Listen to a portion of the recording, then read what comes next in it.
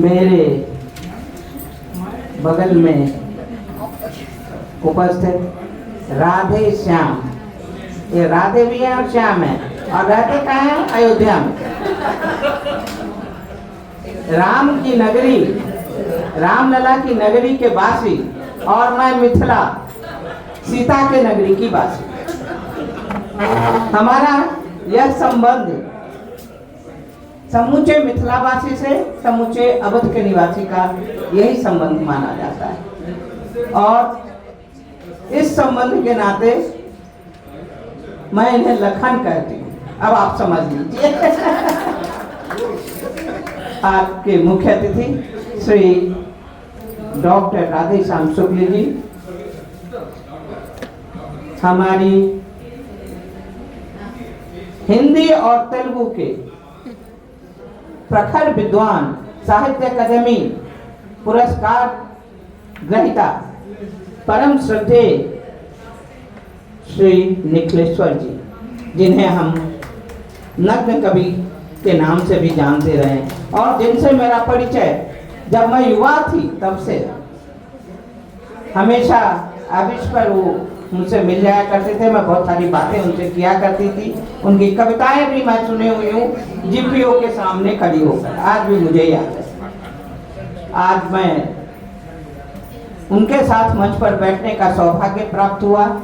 मेरे लिए यह एक उनका तो आशीष है, माँ शारदे का वरदान है। डॉक्टर सुमन लता जी, वो अपने आप में एक अद्वितीय प्रतिभा है। डॉक्टर सुरभि दत्त, जो राजनीति विज्ञान से जुड़ी हैं, लेकिन हिंदी में के बहुत ही पक्षधर परिवार की बहू है, जिनके ससुर के साथ श्री कृष्ण दत्त जी के साथ मैंने काम किया, तो मैं उन्हें बहुरानी कहने का हक रखती हूँ। और बहुत ही सुविचारी, बहुत ही सुंदर लेखन और विचार की धनी है डॉक्टर सुरभि दत्त। इधर हमारे तेलुगु साहित्यकार बंधु, जिनसे आज ही परिचय हुआ है। एक परिचय मुरली कृष्ण जी से मेरा है, और जो बहुत नए नए कार्य कर रहे हैं। मैं तो सभी तेलुगु राइटरों को इसलिए धन्यवाद दूंगी कि वे एक ऐसी विचार और समस्या, सामाजिक और राजनैतिक और आर्थिक तीनों के सम्मिश्रण से समाज में घटने वाली मिनट मिनट के परिवर्तन और घटना को अपनी कलम से उकेरे हैं। लेकिन इस सब का श्रेय किसको जाता है?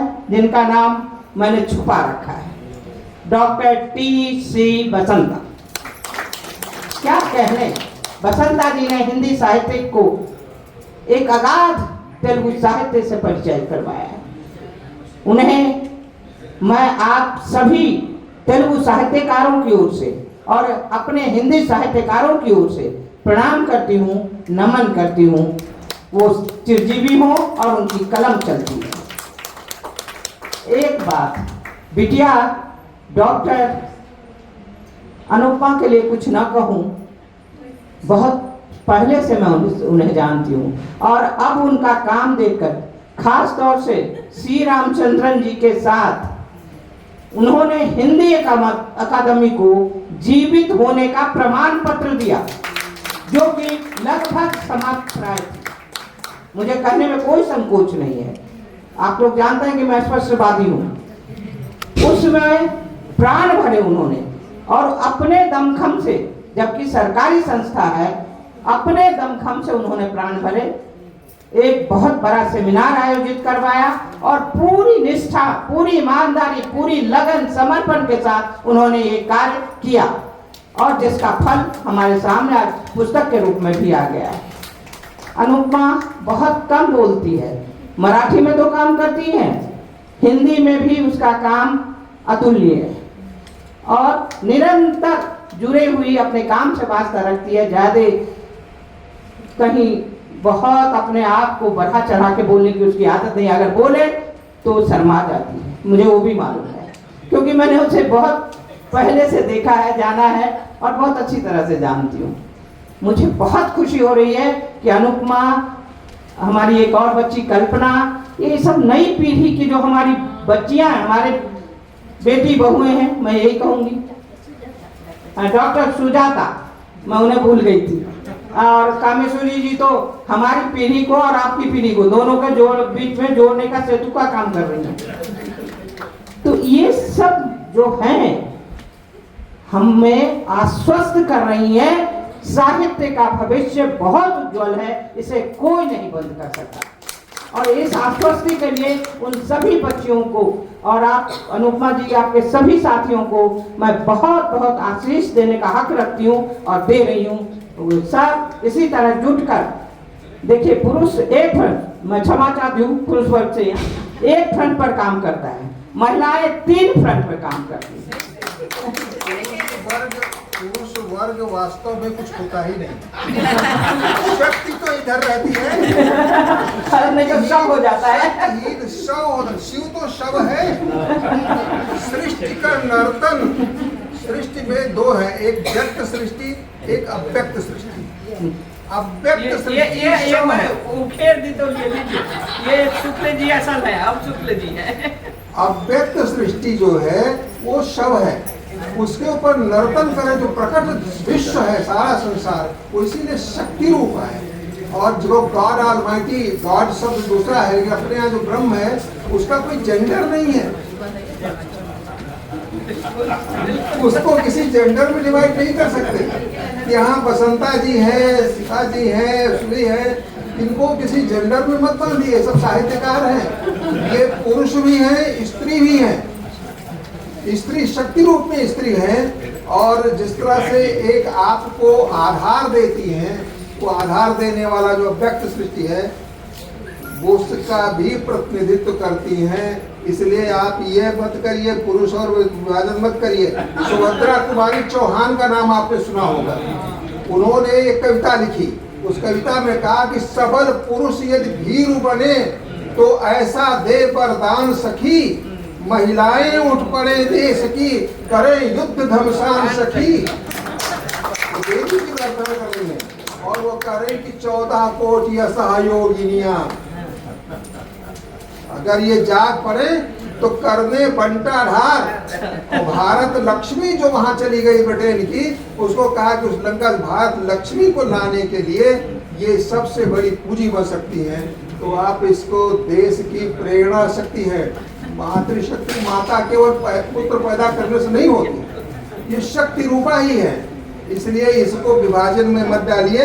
हम लोग आधार में, शक्ति के आधार में जमीन में डालने के लिए तैयार हैं, आपका नर्तन देखने के लिए और सृष्टि के चक्र को आगे बढ़ाने का जो आपकी भूमिका है उसके साक्षी बने रहने के लिए हम तैयार हैं, स्वीकार है यह, आप आगे बढ़ें। धन्यवाद हमारे धारणा को परिपुष्ट करने के लिए। वैसे ये वर्ग भेद हमने नहीं बांटा है, ये भी मैं कहूंगी। और वैसे विवाद की बात ना हो, की बात हो, जब दर्शन की बात हो तो कोई लेखक और लेखिका शब्द हमने नहीं करे। अगर ये कहा जाए कि लेखक और लेखिका शब्द किसने करे, उसे पकड़िए जो हमें ये कहने के लिए मजबूर करता है।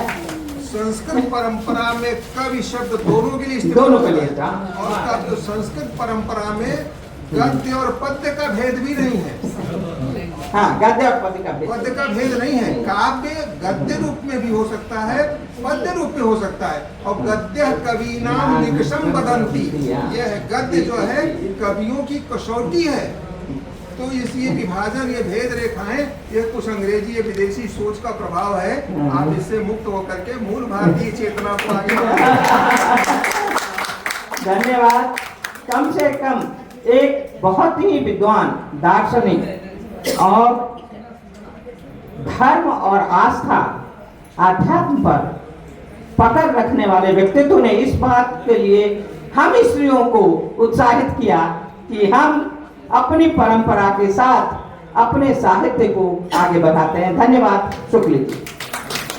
और अब मैं किताबों पर बहुत बात हो गई है। मरघट पर मैंने आपको बतला ही दिया है कि मरघट पर समीक्षा हमने छाप दी है, और मैं साहित्यकार महोदय से निवेदन करूंगी कि वो अपना एड्रेस दे दें तो हम वो प्रति भी उन्हें बाय पोस्ट भेज देंगे। उसके बाद मोरपंख, डॉक्टर बसंता जी बहुत सारे काम किए हैं। इधर सभी पुस्तकों पर आपने सुनी है, लेकिन मैं अगर डॉक्टर बसंता जी पर कुछ अलग से बात कहूँ तो मुझे थोड़ा सा समय दीजिए। मैं जानती हूँ भोजन और बीच के आपके बीच में ये बहुत बड़ी व्यवधान खड़ी हूँ, लेकिन मैं अपने को नहीं रोक पाऊंगी। 10 मिनट मैं घड़ी देख रही हूँ और ठीक 10वें मिनट पे मैं अपनी बात समाप्त कर दूंगी। एक से एक अनुवादक हुए हैं, सारे तेलुगु से हिंदी में अनुवाद करते रहे हैं, बड़े बड़े नाम हैं। वहाँ तिरुपति के चंद्रशेखर रेड्डी से ही मैं शुरू करूँगी बात। चंद्रशेखर रेड्डी से लेकर हमारे हैदराबाद के रंगैया साहब, परमेश्वर साहब, हमारे सुमनलता जी और भी बहुत सारे अनुवाद। हाँ, अगर मैं शांता सुंदरी जी को याद ना करूं तो ये गलत होगा।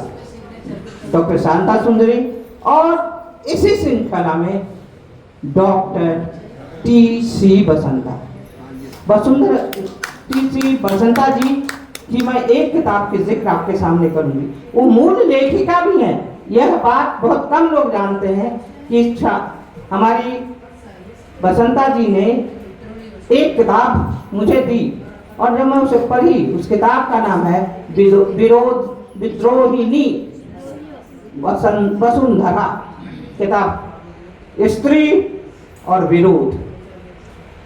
हमारे जिस समय हमारी कल्पना में भी ये बात नहीं थी, मैं इसलिए उस किताब का जिक्र कर रही हूँ। आज स्त्रियां बहुत सारे स्त्री वर्ग साहित्य में अपना योगदान दे रही हैं, अपने तीनों जिम्मेदारियों को निभाते हुए अपने काम कर रही हैं। उस समय बसंता जी ने वह पुस्तक लिखी, और विद्रोहिणी वसुंधरा में सबसे बड़ी बात क्या है? स्त्री को अपने को पहचानने और अपने सभी कर्मों को समाज के समक्ष उपस्थित करने के लिए जागरूकता है। नाम विद्रोहिणी है, लेकिन है स्त्रियों के प्रति बहुत बड़ी जागरूकता। उसमें स्त्रियों के प्रति, स्त्रियों के कर्म के प्रति, स्त्रियां धर्म से अलग, शरीर से अलग, बुद्धि से अलग और कर्म से अलग, चारों भावों से किस तरह जुड़ सकती हैं, किस तरह उनका उन्नयन हो सकता है, ये सारी बातें इतनी गहराई से चित्रित की गई हैं। मैं चकित रह गई थी उस किताब को पढ़कर। समय मैंने अपने आप को बांध लिया, इसलिए बहुत नहीं बोलूंगी। आप लोग अगर हो सके तो किताब जरूर पढ़िए। मैंने हिंदी में पढ़ी है। दूसरी इनकी एक किताब आई चेल्लम, जो ये मोटी किताब थी, पहले तो मैं देख के ही घबरा गई। बड़ी मोटी, लगभग 1400 पृष्ठों की पुस्तक मेरे सामने आई। मैंने कहा भाई ये पुस्तक पढ़ेंगे कैसे? इतना मतलब वो चेल्लम जी को मैं जानती नहीं थी, लेकिन जब इन्होंने दिया तो 2-4 दिन पढ़ के मैंने टेबल पर रख दिया। ईमानदारी की बात कर रही हूँ, मैं गलत नहीं बोलती। फिर मैंने इन्होंने फोन किया, अहिल्या जी आपने पढ़ा? मैंने कहा तो पढ़ना पड़ेगा। और तब मैं पढ़ने लगी उस पुस्तक को, और संपूर्ण पुस्तक पढ़ते पढ़ते चेल्लम जी की जो स्त्रियों के प्रति स्त्रियोचित भावनाएं थी, उसके साथ बसंता जी की व्याख्या। और बसंता जी मतलब चेल्लम, आप लोग जानते होंगे जो तेलुगु लोग हैं, कितने बड़े राइटर थे, और उनके उपन्यासों में जो स्त्री का स्वरूप था, उस स्वरूप को उठाकर बसंता जी ने उसे परिभाषित किया। और बसंता जी मतलब उस चरित्रों में घुस गई। इन्होंने कहा परकाया परिवेश, हमारे शुक्ल जी ने आपके सामने कहा। बसंता जी की हर रचना में मैंने ये पाया है कि वे जब उस रचनाकार के साथ जुड़ती हैं अनुवाद के लिए, तो वो अपने आप को बसंता नहीं मानती, वो अपने आप को उस साहित्यकार की कृति मानती। ये उनकी खूबी है, और इसी खूबी के कारण उन्होंने सागर शोध की जो इतनी, वो भी काफी समृद्ध ग्रंथ है, गरकीपाटी नरसिम्हा राव जी की पुस्तक है, तेलुगु में कविता महाकाव्य है वो। उसको मैं पढ़ते हुए महसूस की कि बसंता जी ने कितने शब्द खोजे होंगे। मैं अनुवाद की भाषा, चूंकि मूल भाषा मेरी मैथिली है और हमारे भाषा में क्रियाओं के लिंग नहीं होते हैं और दूसरे सभी भाषाओं में होते हैं, तो और खास तौर पर हिंदी में वो करते वक्त जो कठिनाई मैं अनुभव की थी, मैं उस समय उस काव्य ग्रंथ को पढ़ते हुए सोची बसंता जी से कैसे कर सकी। आप माने या नहीं माने, बसंता जी के साथ सुमन लता जी भी उसमें शामिल हैं, लेकिन एक एक शब्द और एक एक शब्द के अर्थारोहण का इतना सुंदर प्रयास है ग्रंथ में। अब आप सोचिए, एटम बम गिराने वाला, एटम बम बनाने वाला और नागासाकी और हिरोशिमा पर गिराने वाला व्यक्ति ही नोबेल शांति पुरस्कार की स्थापना करता है।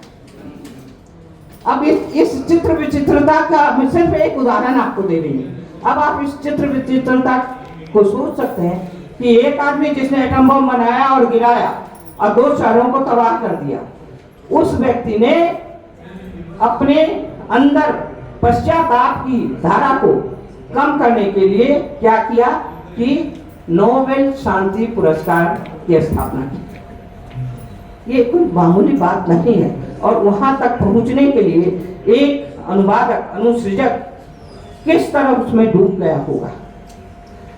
एक छोटा सा उदाहरण मैंने उस किताब से दिया। इसी तरह मरघट, जो माँ के गर्भ से लेकर शमशान तक की यात्रा होती है, उस यात्रा में आपका अंतिम यात्रा में डोम होता है। राजा हरिश्चंद्र की कहानी, राजा हरिश्चंद्र और तारामती की कहानी हम सब जानते हैं। तो एक डोम जाति और उसके डोम जाति के घर में क्या क्या होती है परेशानियां। वो बच्चों को, एक बच्चा भटकता हुआ मरघट में, मैं सही हूं तो मरघट में आ जाता है, वो बच्चे को डोम का काम सिखा रहा है। जो मालिक है वहां, डोम सबका जो मैनेजर है, और काम सिखा के उससे कहता है ये करो, और उसको जो प्रशिक्षण देता है उसमें जो तकलीफें हैं वो भी वर्णित की गई है। सामाजिक पूरा शिष्टाचार को बांधा गया है। बहुत सारी बातें हैं, मैं अपने वादा से नहीं हटूंगी। बातें बहुत हैं, बहुत तरह की बातें हैं, और ये आध्यात्म गुरु और शांति के बहुत बड़े समर्थक हमारे साथ बैठे हैं। मैं उनके सामने मुंह खोलने की हिम्मत करना ही गलत है, लेकिन मुंह खोल रही हूँ उनकी आज्ञा से। इसके बाद और भी 2-3 किताबें आई, सब पर बातें हुई हैं। और माला, देवा प्रसाद माला, चुप सा एक युवक, मैं माला से जब से मिली हूँ, मैं उनके लिए, मैं उन्हें माला कहती हूँ, छोटा भाई मानती हूँ। चुपचाप रहने वाला, कलम चलाने वाला, काम करने वाला और काम करके पीछे हट जाने वाला, ये परिभाषा है माला की। काम करता है और कभी समक्ष नहीं आते, इसलिए मेरा अतुल स्नेह के प्रति है। लेकिन उन्होंने जो किताबें दी है, इन किताबों पर यदा कदा मैंने माला जी से चर्चा की है, और उनकी सोच हमारे आपके सोच से आगे जाता है। माला जी के एक अनुदित पुस्तक साइंस पर हमने देखी थी, और अभी भी रहस्यवाद पर, रहस्यवादी विषयों पर उन्होंने जो पुस्तक दी है वो अपने आप में एक बहुत महत्व रखता है। मैं समझ रही हूँ और 2 मिनट है, 2 मिनट तक ही मुझे इजाजत है। मैं इतना ही कहूंगी, सभी साहित्यकार जो अनुवाद की प्रक्रिया संभाले हुए हैं, अनुवाद कर रहे हैं और हिंदी साहित्य को अपने स्थानीय साहित्य के विषयों से समृद्ध कर रहे हैं, वो प्रणम्य हैं, उन्हें मैं प्रणाम करती हूँ। वास्तव में वे तेलुगु की साहित्य की विचारधारा को संपूर्ण हिंदुस्तान के लिए खोल रहे हैं, वो द्वार खोल रहे हैं, और संपूर्ण हिंदुस्तान में हमारी तेलुगु संस्कृति, हमारी तेलुगु सभ्यता, हमारे तेलुगु सामाजिक, आर्थिक, राजनीतिक, पर्यावरणिक बात पहुंचा रहे हैं। इसलिए हमसे, हमारे मूल राइटरों से वो कहीं ज्यादा अधिक सम्माननीय, आदरणीय हैं। मैं उन्हें प्रणाम करती हूँ, नमस्कार करती हूँ, और इसी तरह वो लोग, ये सभी लोग जो कर रहे हैं, चिरंजीवी हों, आगे बढ़ें और निरंतर कलम चलती रहे। खास तौर से बसंता जी के लिए मेरी ओर से एक ही धारणा है। मैं उन्हें बहुत प्रणाम करती हूँ। हमेशा मैं उनसे बातचीत करके बहुत उद्बोधित होती हूँ, उद्वेलित भी होती हूँ। हमारे बीच एक एक विषय उठाया जाता है और हम दोनों एक दूसरे को उस विषय के समर्थन में बात करते हैं। हमें जो ज्ञान है हम उनसे बांटते हैं, वो हमसे बांटती हैं। ये सब कुछ एक प्रक्रिया है, साहित्यिक प्रक्रिया, और आप सभी अनुवादक इस साहित्यिक प्रक्रिया से परिचित होना, सभी मूल लेखक परिचित होना आवश्यक है। आप सभी को बहुत बहुत नमन, धन्यवाद। और हिंदी अकादमी की ओर से अनुपमा और कुछ करो और आगे बढ़ो, बहुत उम्मीदें हैं। सब लोगों को प्रणाम और धन्यवाद।